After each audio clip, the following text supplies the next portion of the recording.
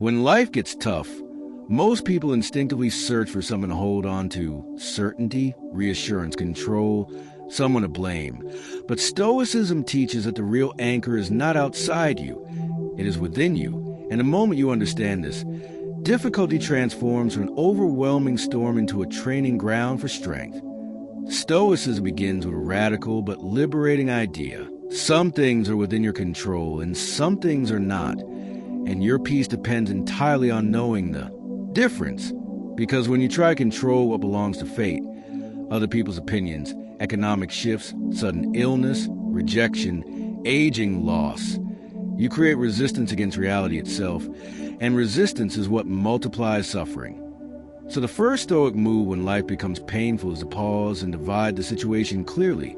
Identify what you can influence: your effort, your choices, your words, your habits, your attitude, and what you must accept. And this separation alone reduces anxiety because it narrows your battlefield to manageable territory. Imagine losing a job, facing betrayal, or experiencing failure. The event hurts, but most of the pain comes from the story you build around it. This shouldn't have happened. My life is ruined. People will judge me. I will never recover. And Stoicism trains you to interrogate these thoughts, asking whether they are facts or interpretations, because facts are limited while interpretations are endless. And once you remove exaggeration and emotional labeling, you are left with a simple problem to solve rather than an identity crisis to survive. When life feels unfair, Stoicism reminds you that fairness was never guaranteed. Existence is not a personalized script written for your comfort.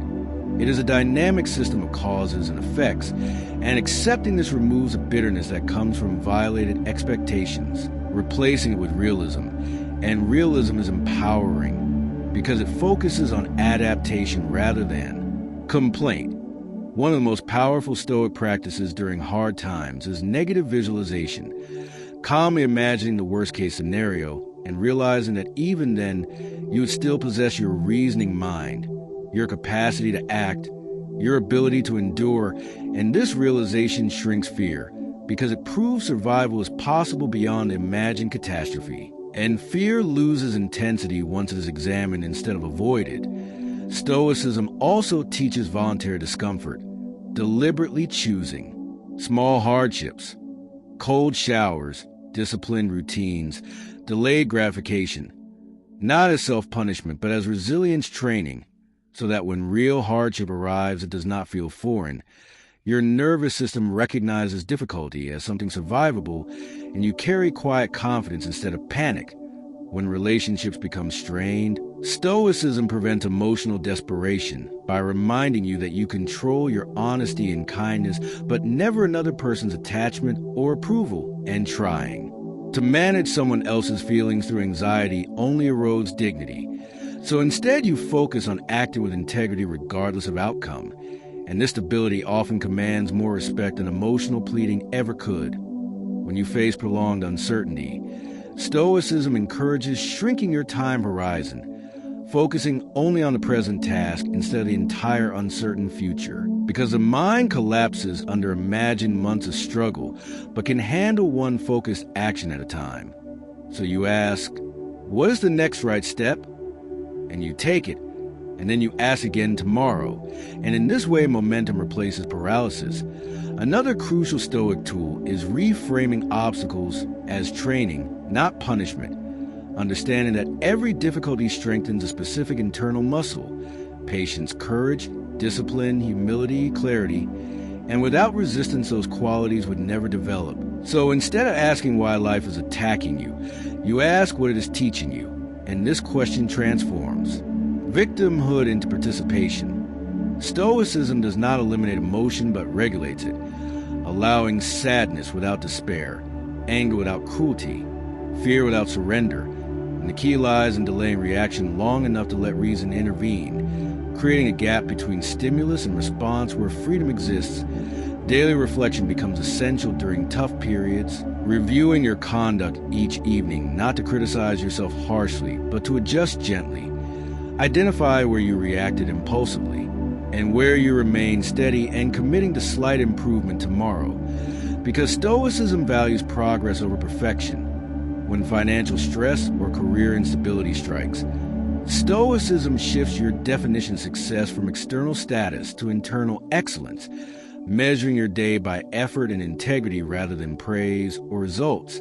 And this internal metric cannot be taken away by circumstance, making you psychologically independent. When health challenges arise, Stoicism distinguishes between the physical sensation and the mental judgment about it, understanding that pain is real but suffering is amplified by interpretation.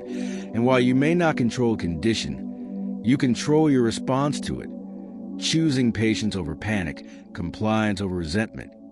In moments of humiliation or criticism, Stoicism asks whether the accusation is true, and if it is, you improve, and if it is not, you ignore it, because either way your path is clear, and you refuse to let external opinion dictate your emotional climate.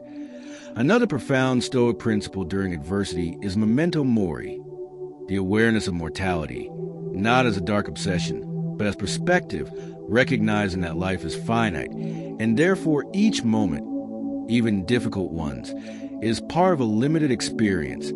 And this awareness reduces trivial worries while increasing appreciation for resilience itself. When loneliness creeps in, Stoicism encourages companionship with your own conscience, strengthening your internal dialogue so that you become less dependent on constant external validation. And this self-reliance creates stability even in isolation. When progress feels slow and discouragement whispers that effort is useless, Stoicism reminds you that nature operates gradually. Trees grow silently, seasons shift slowly, and your development follows the same law, so you commit to consistent action without demanding immediate visible reward. During chaotic times, maintaining routine becomes a Stoic anchor, waking at consistent hours, exercising discipline in small habits, because order in daily conduct creates psychological order, and even if the world feels unstable, your internal structure remains intact.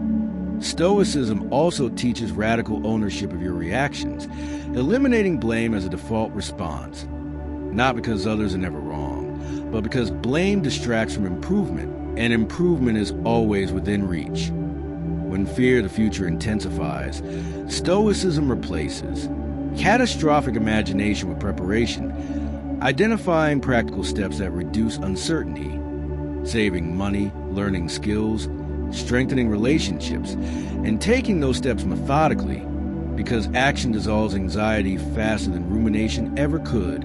Over time, practicing these principles reshapes identity. You stop seeing yourself as someone hoping for easier days and begin seeing yourself as someone capable in any day.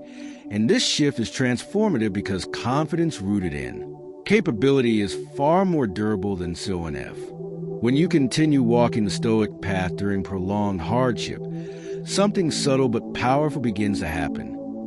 You stop reacting to life as if it is happening against you and start engaging with it as if it is happening through you. And that shift changes everything, because instead of asking how to escape difficulty, you begin asking how to grow within it. Long-term struggle has a way of exposing every weakness in your thinking: impatience, entitlement, comparison, fear of judgment. And Stoicism does not hide these weaknesses, but brings them into the light so they can be disciplined.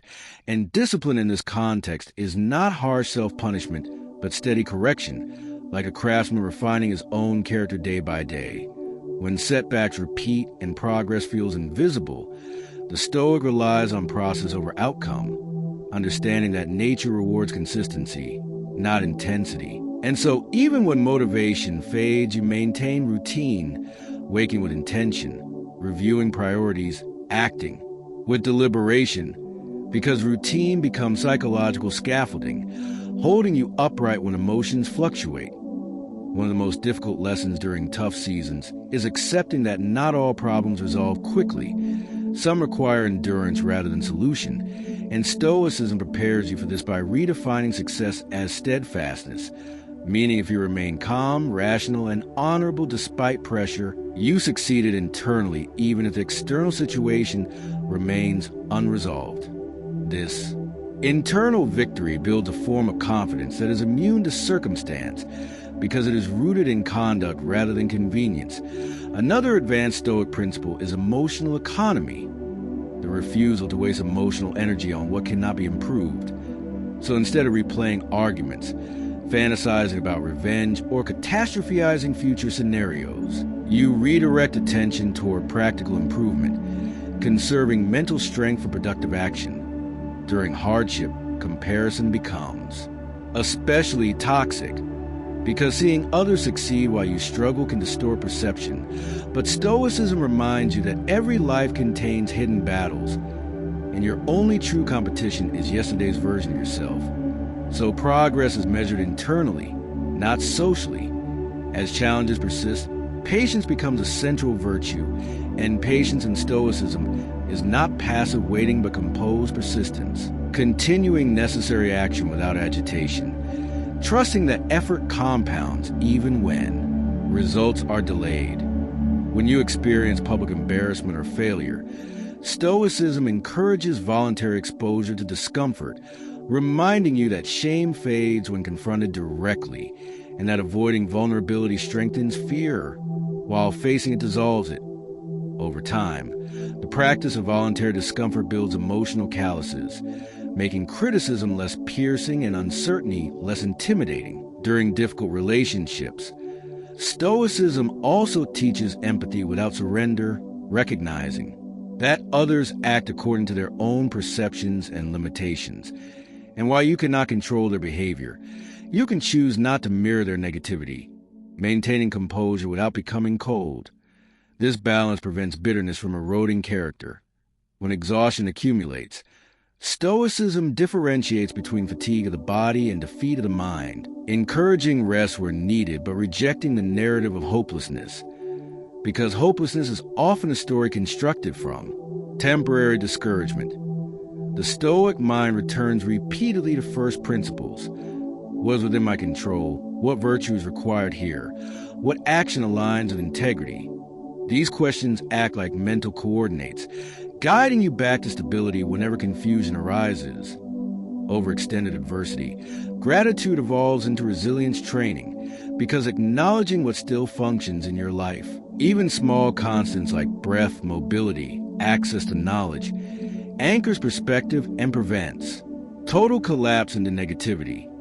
Stoicism also reframes uncertainty as freedom, understanding that unpredictability means possibility, and that within uncertainty lies opportunity for reinvention, growth, and unexpected strength. When fear of the future resurfaces, the Stoic does not attempt to eliminate it entirely, but reduces it through preparation, skill building, savings, networking, learning, transforming abstract fear into concrete action steps.